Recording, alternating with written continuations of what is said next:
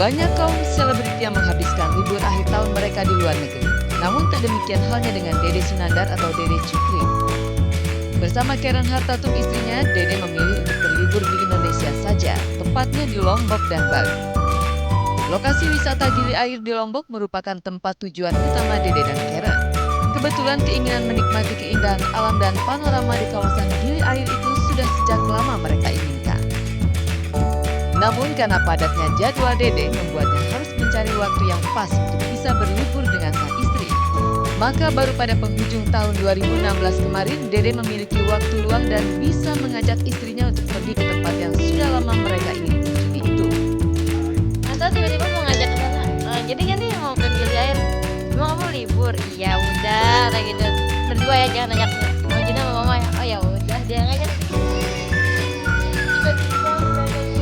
Ya kan dia pertamanya kan yang ngajakin, cuman Dede takutnya kan kalau Dede bilang iyain buat di malam satunya, takutnya Dede tiba-tiba ada acara ntar jadi marah lagi, kecewa lagi. Mendingan pas panik kalau nanya, Dek lu nggak ada acara gimana, mau jadi liburan gak? Ya pas saya liburan ke Ciamis aja, saya bilang kayak gitu. Nggak tuh ke Lombok, saya bilang sih ke Ciamis aja deh Pak, saya nggak ada malah liburan ke Lombok. Ya. Keindahan dan pesona pantai Gili Air tidak membuat Dede dan istrinya betah menghabiskan waktu liburan di sana. Hanya 2 hari saja berada di Gili Air, keduanya pun langsung berkemas dan berangkat ke Pulau Dewata, Bali. Mungkinkah karena mereka kangen dengan Arjuna Raya, putra semata wayang mereka yang tidak ikut berlibur?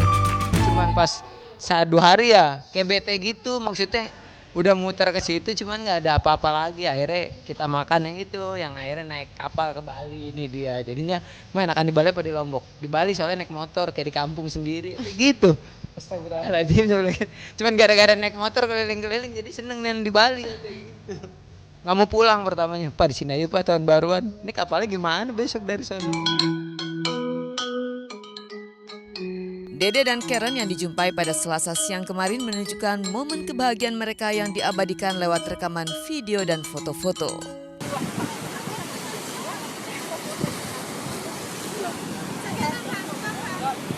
Di mana? Di Tanah Lot, katanya di Kuta. Kita di Tanah Lot. Sampai di hotel. Ini tempat penginapan kita.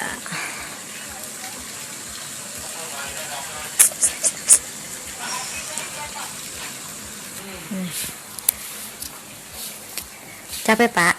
Capek Bu, silakan. Naik motornya gila.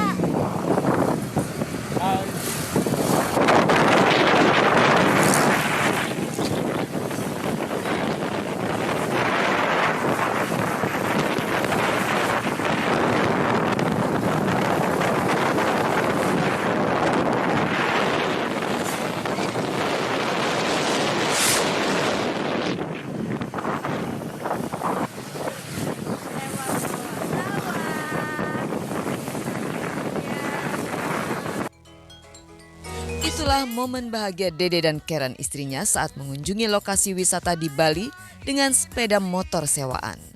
Mengendarai kendaraan roda 2 itu sebenarnya tidak termasuk dalam planning liburan mereka. Enggak, yang lucu yang ini. Yang kata mau ke pantai, kan adanya tuh di Tanah Lot. Dia minta ke Kuta, kan. Pak ke Pantai Kuta, Pak. Pantai Kuta. Iya tuh yang ada apa pura-puranya. Di Kuta mah nggak ada, udah nggak ada, kelelep. Dia bilang gitu, kata dia. Tsunami Pak, kamu yang mana sih, aku bingung deh.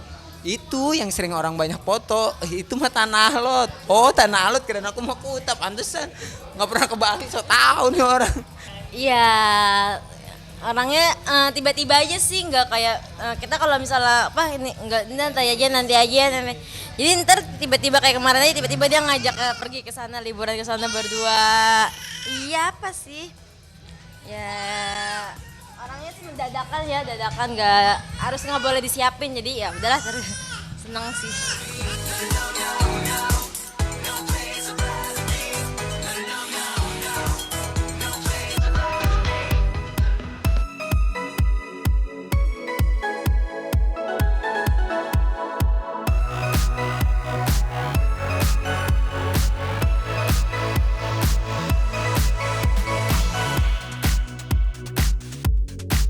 Pasangan unik Eli Sugigi dan Ferry Anggara kembali diterpa kabar tak sedap tentang rumah tangga mereka.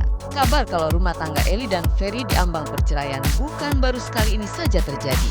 Namun sejauh ini keduanya selalu sanggup meredam semua masalah yang mengancam keutuhan rumah tangga mereka.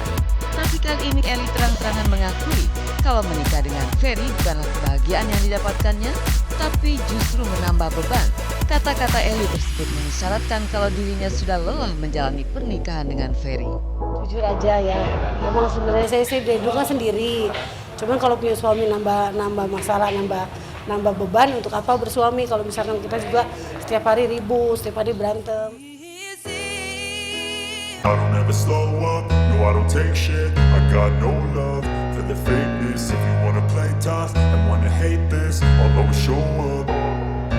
I don't ever slow up, no I don't take shit. I got no love for the fakeness. If you wanna play tough and wanna hate this, I'll always show up and make a statement. I don't ever slow up, no I don't take shit. I got no love for the fakeness. If you wanna play tough and wanna hate this, I'll always show up and make a statement. Everything I do so instinctive and so passionate. Hingga hanya menggantungkan hidupnya dari Eli Sugigi.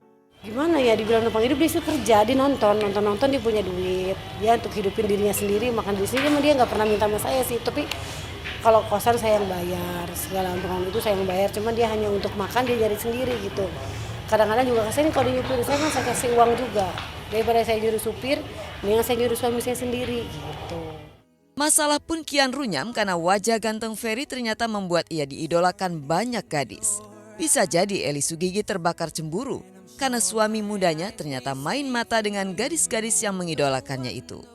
Berapa kali gitu kan Ferry ketahuan misalkan ada cewek yang naksir sama dia, tiba-tiba saya tahu WhatsAppnya cewek ke dia gitu kan. Saya sih nggak marah, kemarin terakhir juga saya nggak marah, cuman karena saya nyadar saya udah tua, dia masih muda, udah gitu aja.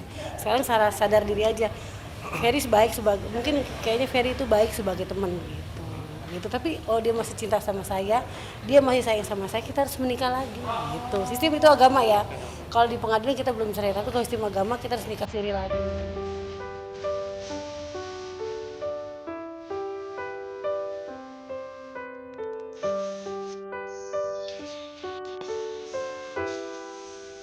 Di saat rumah tangganya terus dirundung masalah, Eli dan Ferry tak kunjung sanggup mencari jalan keluarnya. Puncaknya, Ferry ternyata sudah berulang kali mengucapkan kata cerai kepada Eli. Karena itulah Eli Sugigi menganggap kalau rumah tangganya dengan Ferry secara agama sudah berakhir. Berapa kali kan kami kata cerai. Kita cerai, karena laki-laki kalau udah ngomong cerai 3 kali, kita udah nggak bisa tidur bareng-bareng, udah kita nggak. Tapi Ferry masih terus ikutin aku terus. Aku bilang gini, kalau kamu mau kerja gitu. Kalau kamu mau terus sama saya, kamu harus nikah lagi.